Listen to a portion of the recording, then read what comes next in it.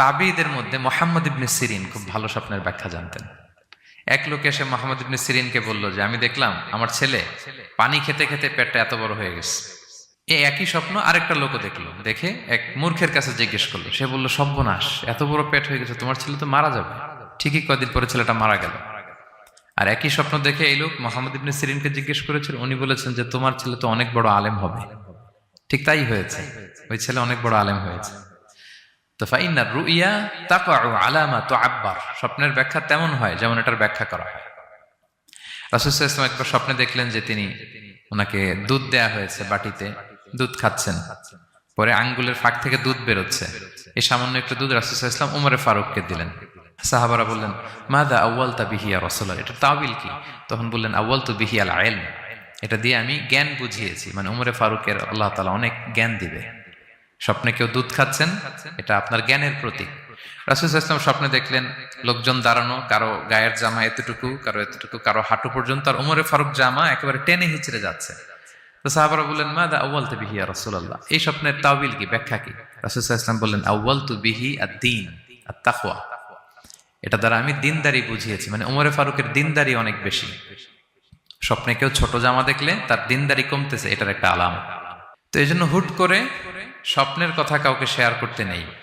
রাসূল সাল্লাল্লাহু আলাইহি ওয়াসাল্লাম ফজরের সালাতের পরে মসজিদে নববীতে সালাম ফিরিয়ে সাহাবাদের দিকে মুখ ফিরিয়ে বসতেন, তাসবিহ পড়তেন, এরপর জিজ্ঞেস করতেন, হাল রাআ আহাদুম মিনকুম আল বারিহাতা রুইয়া, গত রাতে কেউ কোনো স্বপ্ন টপ্ন দেখেছে নাকি?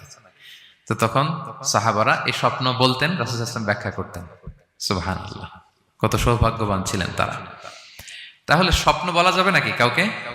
না। খুবই শুভাকাঙ্ক্ষী, আপনার একেবারে ক্লোজ ফ্রেন্ড, তাকে বলতে পারেন। আর অনেক বড় আলেম যিনি ভালো ব্যাখ্যা করতে পারবেন, আপনাকে গাইড করতে পারবেন, তাকে বলবেন, এছাড়া বলা যাবে না। আর খারাপ স্বপ্ন তো বলাই যাবে, আল্লাহ তাআলার কাছে পানা চাইতে হবে। তাহলে ঘুমিয়ে ঘুমিয়ে যেটা দেখি এটা কারোর কাছে বলা যাবে না। আর যেটা পাওয়ার আকাঙ্ক্ষা মানুষকে ঘুমাতে দেয় না, ওইটাও একটা স্বপ্ন। বলে না যে আমার জীবনের স্বপ্ন আমি এটা করব, এটাও স্বপ্ন। এই ভিশনও শেয়ার করা যাবে না কারোর সাথে। আপনারা তো ব্যবসায়ী মানুষ, টিপস শিখাই দেয় কিছু। বিশাল বড় একটা কিছু প্রজেক্ট নিছেন, শুরু করার আগে আপনি বলে ফেলছেন, শেষ, আর এটা হবে না।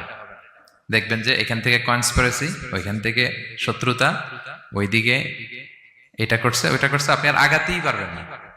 দুঃখজনক হলেও সত্য, আমরা বাংলাদেশিরা তো এগুলোতে অভ্যস্ত। সবার মধ্যে কম বেশি জেলাসি কাজ করে ন্যাচারালি, আমাদের বাংলাদেশিদের এটা আরো বেশি। আমি আমার প্রায় আলোচনাতে বলি যে আমাদের জাতীয় খেলা হাডুডু হওয়ার কারণ হচ্ছে এই খেলার ধরনটাই এমন, একজন সামনে যেতে চায়, 10 জন পা ধরে পিছনে টানতে চায়। তা আপনি আপনার ভিশন শেয়ার করলে বিপদে পড়ে যাবেন। আপনি প্রপার হোমওয়ার্ক করবেন, গ্রাউন্ড ওয়ার্ক করবেন, কাউন্সিলিং করবেন, প্রজেক্ট দাঁড় করাবেন, লঞ্চিং প্রোগ্রামের দিন সবাইকে জানাবেন। সব রেডি, এবার আর কেউ কিছু করতে পারবেন, এটা দাঁড়ায় গেছে, সব রেডি আমার।